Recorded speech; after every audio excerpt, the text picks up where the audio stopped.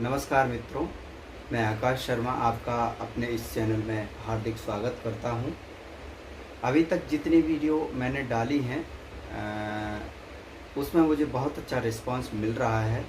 आप सभी के अच्छे रिस्पांस आ रहे हैं और मेरे द्वारा दी गई जानकारी सभी को बड़ी पसंद आ रही है, सभी के बड़े काम आ रही है। इसलिए मैं इस जर्नी को आगे बढ़ाता जा रहा हूँ। चलिए यात्रा को आगे बढ़ाते हुए बात करते हैं कि जो लोग नौकरी कर रहे हैं या जो लोग जॉब कर रहे हैं, जॉब के साथ एमपीपीएससी की या यूपीएससी की तैयारी कैसे करें। सबसे बड़ी बात है कि ये जो वीडियो है शायद बड़ी हो जाए, लेकिन क्या है कि कुछ टिप्स आपको या कुछ जो आप कर रहे हैं, जैसे मैं जिस समय कर रहा था ना, तो मुझे भी जो कर रहे हैं उसकी चिंता होती थी कि क्या मालूम वैसा हो भी रहा है या नहीं।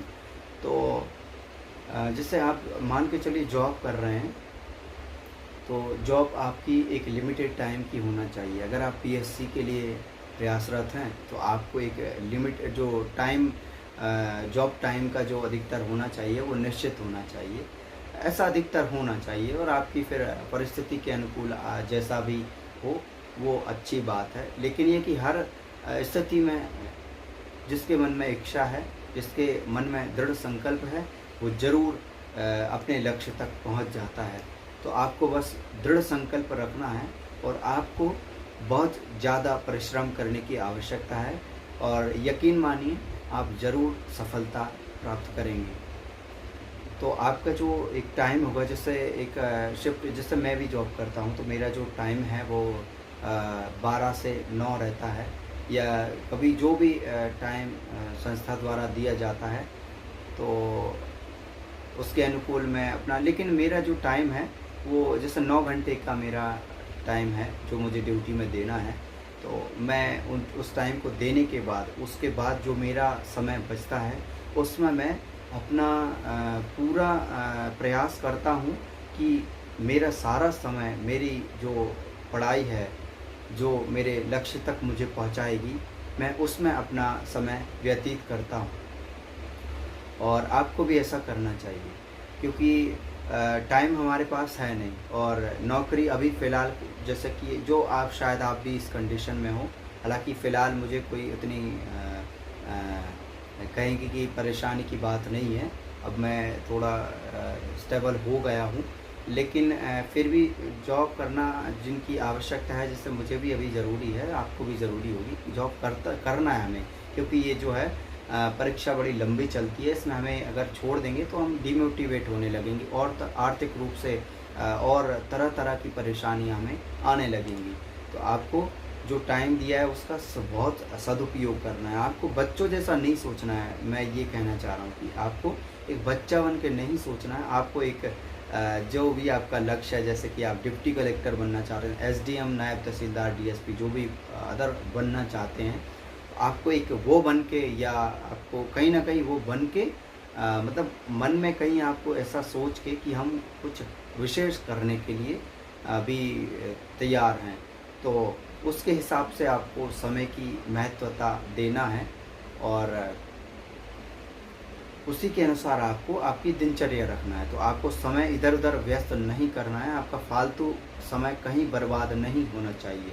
आपको इतना पता होना चाहिए कि आपका बिल्कुल मुझे पता है कि ये बहुत कठिन है, मेरे लिए भी ये पहले कठिन था, लेकिन अभी ये मुझे बड़े समय से करते करते एक आदत सी पड़ गई है। अब ना मुझे ये जॉब में कोई दिक्कत होती है, ना मुझे यहाँ पढ़ाई करने में कोई दिक्कत होती है। तो ऐसा ही आपके साथ भी होगा। यदि आप नए अभ्यर्थी हैं तो उनके लिए मैं ख़ास तौर से वीडियो बनाना चाहता हूँ। तो नए जो जॉब करते होंगे उन्हें लगता होगा कि तरह तरह की चीज़ें लगती हैं कि मैं पढ़ना चाहता हूँ, मुझे समय नहीं मिल रहा है। माना आपकी बात मैंने, लेकिन यह कि अब जो स्थिति बन गई है, जो स्थिति है, जो परिस्थिति है, तो उसका हम तिरस्कार तो कर नहीं सकते। और इतने तो हम लायक हैं, इतने तो हमारे दिल और दिमाग में क्षमता है, शरीर में इतनी क्षमता है कि हम कुछ भी कर सकते हैं। तो बस उसी के बलबूते आपको आगे बढ़ना है। तो आपको जो, जैसे आपने जो लक्ष्य ठाना है उसके प्रति आपको मेहनत करना है। देखेंगे कि आपकी जैसे आप और तैयारी के दौरान आप देखेंगे कि आपको जो आपके सहकर्मी होंगे या आपके वरिष्ठ जो होंगे, जैसे जॉब में भी जो आपके आगे के जो आपके अधिकारी गण होंगे, वो भी आपको सपोर्ट करेंगे और आपके सहकर्मी भी आपको सपोर्ट करेंगे। कुछ-कुछ अपवाद हो सकते हैं जो आपको थोड़ा ईर्ष्या, द्वेष की भावना रखते हों, बाकी आपको सभी सपोर्ट करेंगे। तो आपको आपका समय का सदुपयोग करना है। आपको सुबह उठते से ही आपका ये है कि आपको ऐसा नहीं कि 10-10 घंटे या 8-8 घंटे वैसे तो पीएससी का जो अभ्यर्थी है वो तो खुद से ही परिचय उसका होना चाहिए, सबसे बड़ी बात। दूसरे से परिचय उसका बाद में, पहले खुद से परिचय होना चाहिए। तो उसका सुबह से अपनी दिनचर्या बिल्कुल डिसाइड होना चाहिए। कैसे भी हो आप, ये नहीं कि बिल्कुल जो दिनचर्या मैं बता रहा हूँ या कोई और बताएँगे वैसा ही होता है, वैसा नहीं होता। आपके अनुसार आपकी जो परिस्थिति है, आप उसी के अनुसार चलिए, वो आपके लिए सबसे अच्छी है। आप किसी दूसरे की सुन के उसके अनुसार आपको ढालें तो वो आपके लिए उचित नहीं है। उसमें आपको कठिनता झेलना पड़ेगी। तो आपको आपकी सरलता इसी में है कि आप आपके अनुसार आपको ढालें, तो आपको पहचानिए बस। और जो भी आप पढ़ें उसको ये है कि हमें लगभग कम से कम 7-8 घंटे, लगभग 7 घंटे तो कम से कम देना चाहिए। और निकल भी जाते हैं। आपकी कोई भी जॉब आजकल 12 घंटे की कोई जॉब नहीं होती है। अगर 12 घंटे की आप जॉब कर रहे हैं तो न जाने क्या है, तो आपको पीएससी का शायद बहुत ज़्यादा टफ पड़ जाए। फिर भी आप कर सकते हैं, ये कि कर हर परिस्थिति में सकते हैं। तो लेकिन ये है कि आपको चाहिए कि अभी अगर आप पीएससी में आपको लगता है कि आप कुछ कर सकते हैं, तो आपको केवल ऐसी जॉब ढूंढना है जिसमें आप जिसमें आपका आपको समय भी मिल सके, या आपको समय इस ड्यूटी टाइम देने के बाद उसके बाद आपको समय मिल सके।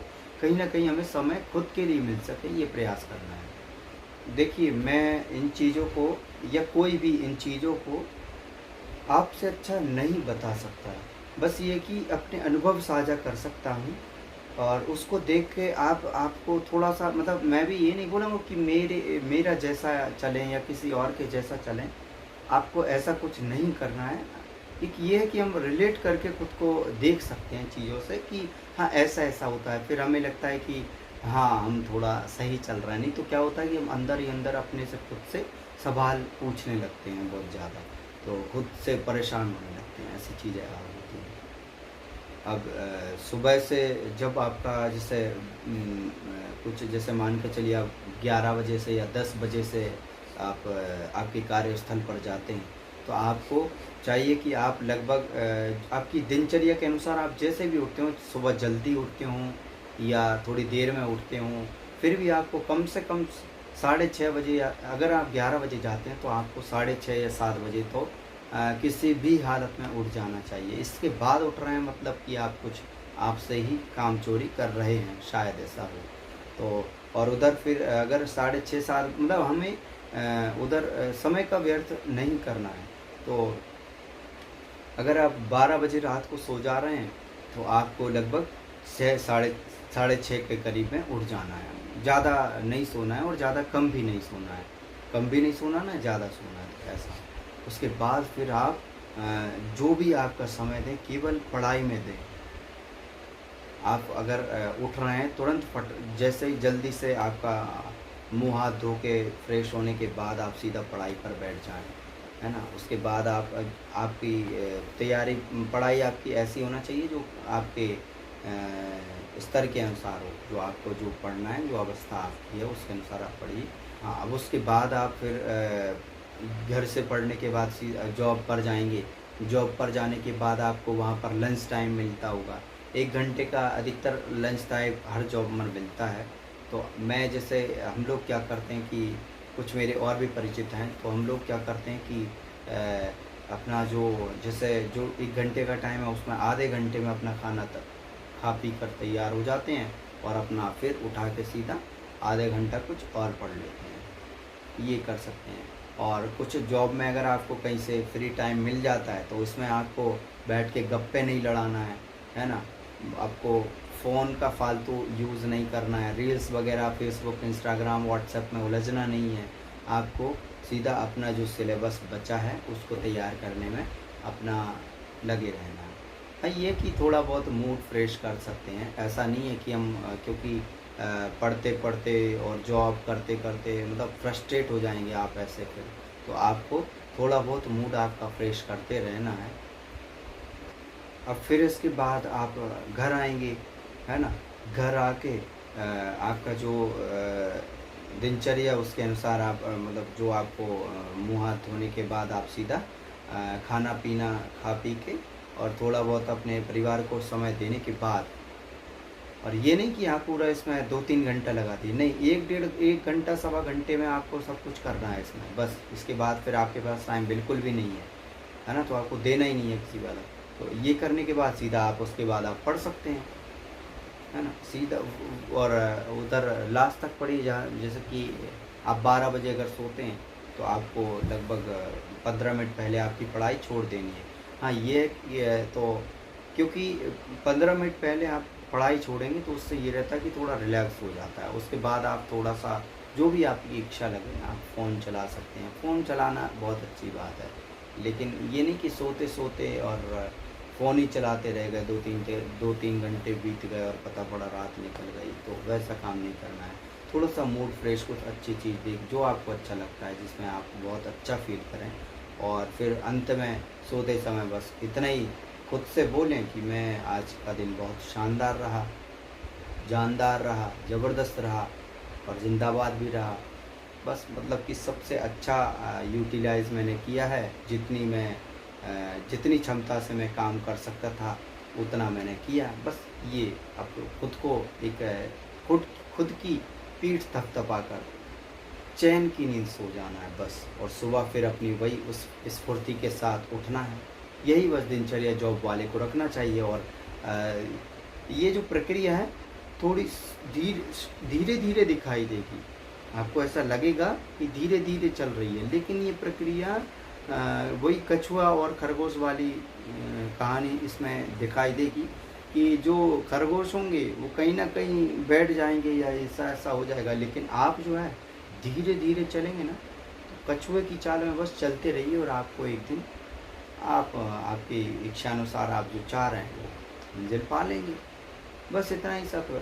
थोड़ा सा इसमें परिश्रम करना पड़ेगा, है ना, और थोड़ा खुद को बार बार आपको मोटिवेट करना होगा, है ना। डीमोटिवेट आप बहुत बार होंगे लेकिन होना नहीं है, हो जाते हैं, लेकिन जैसे ही आप मोटिवेट उन चीज़ों को याद करेंगे या उन लोगों से मिलेंगे, उन किताबों को पढ़ेंगे या उन मोटिवेशनल स्पीकर को सुनेंगे जिनसे आपको स्फूर्ति मिलती है, उत्साहित होते हैं, बस तो आपका डिमोटिवेशन सारा ख़त्म हो जाएगा। बस यही प्रक्रिया है, लगे रहिए, निरंतर मेहनत करते रहिए। मैं भी प्रार्थना करूँगा कि आप जल्दी सफल हो जाएं।